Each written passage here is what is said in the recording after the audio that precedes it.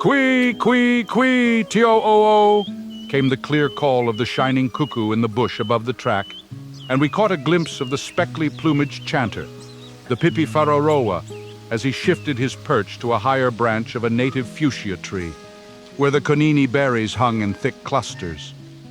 A tui let fall a liquid chuckle now and again, by way of expressing satisfaction with his forest fare. The sunlit edge of the bush was alive with birds, native and pakeha. It was a delectable spot for them, this belt of small timbers between the lake and the tall woods of the hills. And from where we sat, the old man of Tuhurangi and I, we had a high lookout over a water sheet of a mystical quality of beauty, of a loneliness and a silence almost wizardly. Nothing moved on its level glimmer glass, no trout leaped for the flies. The thickets that rimmed its half-moon bays of glittering pumice sand were clamorous with bird life. But no wings winnowed the air above its surface, and no kawau dived for fish. For all its lonely calm, it did not seem to lie asleep, but rather to be crouching there. Some liquid spirit of the woods, with peering blue eye in its deep hollow, waiting. The old man, the head chief of the tribe which had been driven from its home at Te Wairoa by the Tarawera eruption 30 years before, was telling some of the stories of the old lakeland. The very ground on which we sat, he said, was tapu, or rather had been, until the government ran a road right across it to give access to its new forest reserves, where prison labor was clothing the hills with great plantations of exotic pines. This spot was the narrow ridge between Roto Kakahi, the lake of shellfish on the one hand, and Tikitapu, the lake of the sacred image on the other. We could look down into both lakes, so closely set together and yet so different in character, the one long and winding and island-studded, and of a luminous green in hue, the other, an almost circular expanse of magical color that sometimes was steel blue, sometimes turquoise, with the play of sun and cloud. This neck of land, said Mita of Tuhurangi, was called Te Ahi Manawa, which means the place where a human heart was cooked. A grisly legend there was to the name, how that a sorcerer of old, one Taiapua, was caught and killed here while in the act of performing deeds of witchcraft at his tuahu or altar, Te Tuahu Atuameke. It was the descendants of Apu Moana of Tarawera who slew this Merlin of the Maori country. They found him in the midst of his dreadful incantations, standing naked before his sacred fire. They ate his body. His heart was reserved as an offering to the god Maru, and it sizzled in the flames on the Tohunga's own earthen altar. The Whitebeard chief's memory was stored with countless legends of Pa and lake and forest, and with curious tales of magic, such as the story of the enchanted red pine log, Te Mata o Tapotu, which went cruising like some living thing about the two lakes. It was believed that a subterranean passage connected them. But strangest of all was the saga of Kataure, the terrible Narara or dragon that lived on the shores of this lake of wizardly beauty, Tikitapu, and preyed on the passing traveler. Some there are who would explain away these tales of Narara and Tanifa by referring them back to the ancient homes of the Maori in crocodile-haunted Indonesia or Papua or the Western Pacific. But there are people who do not believe in fairies and who take a fiendish delight in demolishing the children's Santa Claus. Out with them. Here, in the very heart of the country of witches and fairy, we will have none of their wooden-hearted criticism. High up yonder, on the steep forested ranges across Lake Tikitapu, its western side, was the darksome cave of Kataure, the dragon. So went Mita's legend. Those ranges, the wooded hills, Rauparoa and Te Pokoropu, swell up westward, still into the mountain of Morangi. They are divided by a deep gully. We can see it from here, a narrow gash in the hills, like a great earthquake rift, where the rimu and rata trees touch branches across the ravine. The Pokoropu was a famous mountain for birds in olden days. The very name is a reminder of the bird hunters of the vanished race. Ngati Tangaroa Mihi.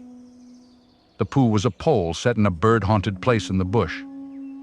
Around it were arranged fern tree fronds and tree branches to conceal the fowler, and at the foot and outside the shelter a tame kaka parrot was tied as a decoy. The kaka's harsh scream quickly brought its inquisitive wild kindred about it from the surrounding trees, and as each alighted it was struck down with a stick by the hidden hunter. And up yonder, in the bird-swarming woods and gulches, lived Kataure, the scaly, spiny-backed monster who scorned to go kaka or pigeon hunting, for his food was man. This terrible reptile, strangely enough, was not without a rangatira or owner. Kataure was the pet, so to say, of the chief Tongaroa Mihi, who lived here in the fort Patarata, set like a castle above the sacred lake. A ferocious kind of pet. Well, and why not? Do not the Pakehas cage up lions and tigers and other savage beasts? Asked the old man. Aye, and fearful great snakes, in their public gardens and parks. Tongaroa had his wild park, these forests of Te Pokoropu and Rauporoa, and in their depths roamed his Nararamokai Kataure. This dragon of the bush had not always been a monster of ferocity. Once upon a time it had lived in a cave which you may see to this day in the cliff at the western end of the lake called Roto Ehu, and there it was as tame could be. But it migrated to these parts, and here it was, on the shores of Tikitapu, that it developed the evil habit of preying upon passing travelers. That tourist road below us there, winding along the shores of the lakes from Rotorua to Tawairoa on Tarawera, was aforetime the foot track of many Maori wayfarers, and upon these Kataure would pounce. His favorite place of ambush was across the lake yonder, in the thick woods called Tuwiriwiri. The Pakeha knows the place as Tikitapu Bush today. The motor road goes through the beautiful forest of Rimu pine and tawa and flowering rata. He would creep down from his cave along a broad track which he had worn through the undergrowth, and there, just where the pathway left the sandy shore of the lake to enter the dark forest, he had his waiting place. He would spy a solitary traveler from afar. Aye, he could smell him as a deer scents the hunter.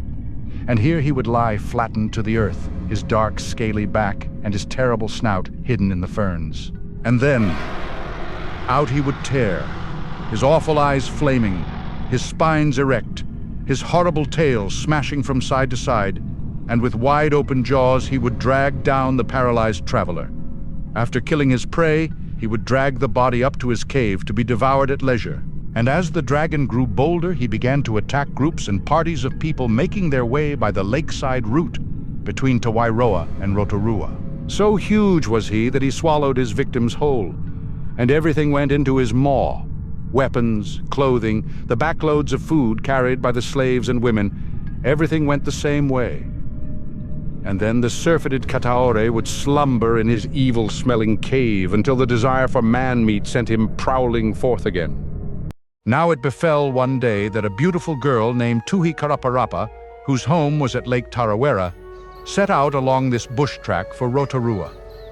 She was a descendant of the great chief Apu Moana of Tarawera, and she was journeying to Ohinamutu village in order to be married to Reretoi, a young chief, already a famous warrior of the Arawa people. The two had been betrothed when but children by their parents. Tuhi was a puhi, or sacred maiden. She was the treasure of her tribe, and the fame of her beauty had gone abroad to many a village. On her journey to Rotorua, she was accompanied by a party of relatives and a number of slaves bearing loads of presents, such as finely woven garments of flax and dogskin and feather robes for the people of Ohinamutu. The party had just passed up from the silent brink of Tikitapu Lake into the shades of the forest when the dreadful Kataure suddenly hurled himself upon them from the trackside. With one snap of his terrible jaws, he killed the lovely Tuhi. Then he attacked and slew several of her attendants, felling some with great blows of his serrated tail. But some there were who escaped, and these, flying on wings of terror to Rotorua, spread the news of the fearful end of the beautiful maid of Tarawera. Reretoi, the bereaved lover, at once raised an expedition to avenge the slaying of Tuhi and her people. There were many who greatly desired to kill the monster of Tikitapu, and so Reretoi was able to select a strong body of well-tried warriors. Not only did the people burn to exact utu in retaliation for the murders and the eatings, but they desired also to feast upon Kataure for the pleasure of tasting his flesh. Some of them had already killed and eaten a similar creature called Teika o Hotupuku, Hotupuku's fish, at the Kapenga, over there southeastward in the direction of the Waikato River. They found that its meat was sweet. They had also killed a dragon or tanifa called Pekahawa, whose den was in the deep spring which is the source of the river Oahu, flowing into Rotorua Lake. And its flesh was delicious to the palate of the Maori. Therefore, they went a-hunting for Kataure, with keen anticipations of revenge and feasting combined. One of Reretoi's brother warriors was a young man named Pitaka, who was a noted slayer of these Tanifas and Nararas. It was he who had descended into the deep fount of the Oahu, called Te Waruri, in a taiki, a kind of diving cage, made of supplejack and other strong forest vines, from which he noosed the slumbering Pekahawa in his watery den. Pitaka and Reretoi, they were the most experienced braves of the dragon-slaying expedition. The Natitama hunters marched over the hills to the Rauparoa forest. They scouted cautiously down to the shores of the sacred lake and camped in the shades of the Tuwiriwiri thickets. Here they made their preparations for the capture of the dragon. They plaited long and strong ropes of flax, and these ropes they arranged in the form of mahanga, or snares, with running loops. The noosed mahanga they then set in a place which they believed, from the signs of the frequent passage of the monstrous body, would be traversed by the Narara when he came rushing down from his cave in the gloomy gorges of the precipitous Pukoropu. One end of each mahanga was made fast there, to trees on one side of the trail. The running ends were held by a band of strong men from Rotorua, all warriors of the Natitama tribe. Now, when all was ready, out dashed that brave young man, Pitaka, the slayer of Pekahawa. He was stripped for the work, and the blue tattoo stood out beautifully on his well-oiled skin. He carried a hardwood taiaha, half spear, half sword. His hair was bound up high on his head and adorned with feathers. He advanced up the trail towards the dragon's rocky den. He was to be the Maunu, the human bait to draw the monster from its cave. Leaping from side to side, making cuts and guards with his taiaha. His eyes wildly glaring in warrior defiance, he boldly challenged the hidden man-eater. He advanced up the trail towards the dragon's rocky den. He was to be the Maunu, the human bait to draw the monster from its cave. Leaping from side to side, making cuts and guards with his taiaha, his eyes wildly glaring in warrior defiance, he boldly challenged the hidden man-eater. "Tena, Tena," he called as he scouted up to the cave. "Haremai, hermai! Now, come out, come out!" And he pukana'd, made terrific grimaces, and shouted insults and taunts, all with the intent of provoking Kataure to issue from his dwelling in the cliffside. Presently out burst the dragon, angered by Pitaka's taunts, furious to slay and eat the impudent intruder into his domain. Down he rushed along the track which he had made to the place of ambuscade in the bush below. He ponderously pursued his now fleeing bait, who ran straight towards where Reretoi and his men lay in concealment on either side of the track.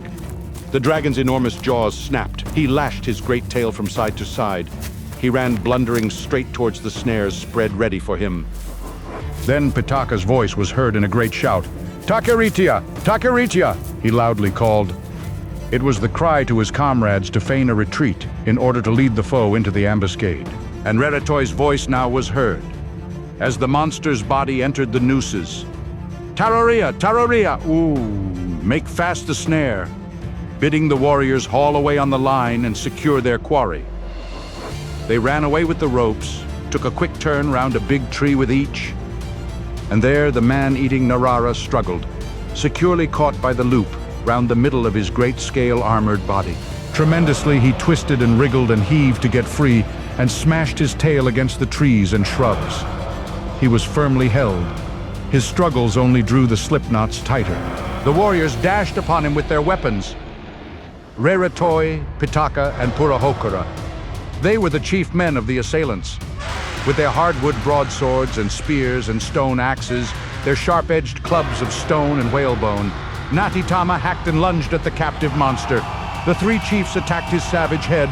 The others slashed and chopped and pierced his neck and back and tail, and at last his struggles ceased, and he lay dead before them.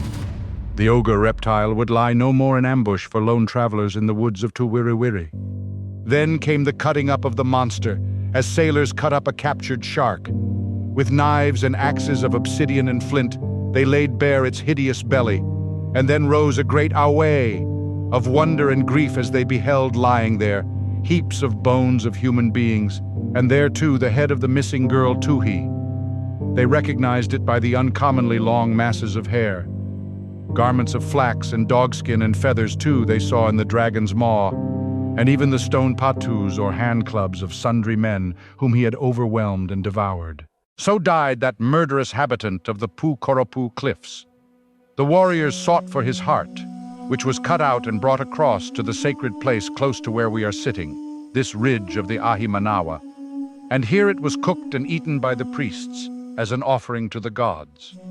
This was because of the Tapu girl whom he had killed and eaten. As for the Narara's flesh, the people fell upon it and ate it as an ito, or object of revenge, in retaliation for the many people whom the creature had slain. And parts of the flesh were potted in calabashes and sent to Rotorua, so that all the tribe were able to feast upon the body of that much-hated dragon of the wilds. The only person who was not pleased at this retribution exacted by Ngati Tama was the chief who owned the dragon, Tangaroa Mihi, headman of the Tikitapu district. He would not believe that Kataure was so dangerous a creature. The truth was that the dragon was so cunning a fellow that whenever Tang Aroa Mihi came to visit him and bring him food, as was his wont, he behaved with exceeding mildness, like a well-trained pet dog. So Tang Aroa wept long for his slain Saurian protege. And then he rose and called his tribe together, and they made war upon the people of Rotorua. And many battles followed, and palisaded forts were taken by storm. And there was much slaying and eating of men, and all because of this rascally Narara. The old man rose and pointed with his stick to the precipitous forest-hung side of Tupukoropu, glooming there across the silent lake. "Straight over yonder," he said, "in the darkest part of the woods, where the rocks arch overhead in a cavern, is the dwelling of that fellow Kataure. Some of our young men from Whakarewarewa have sought for it when out there shooting pigeons and hunting wild pigs. But none of them have been able to find the cave. It is so concealed by the close-growing trunks and the great roots of the trees. But I know it. I have been in the cave. And we shall go up there someday and enter it together, and maybe we shall camp there so that we will be able to say we have slept in the cave of the dragon. For I have the incantations that will prevent anything from troubling us there. And anyhow, when Narara and Tanifa are killed, that is the end of them. They don't leave ghosts behind them.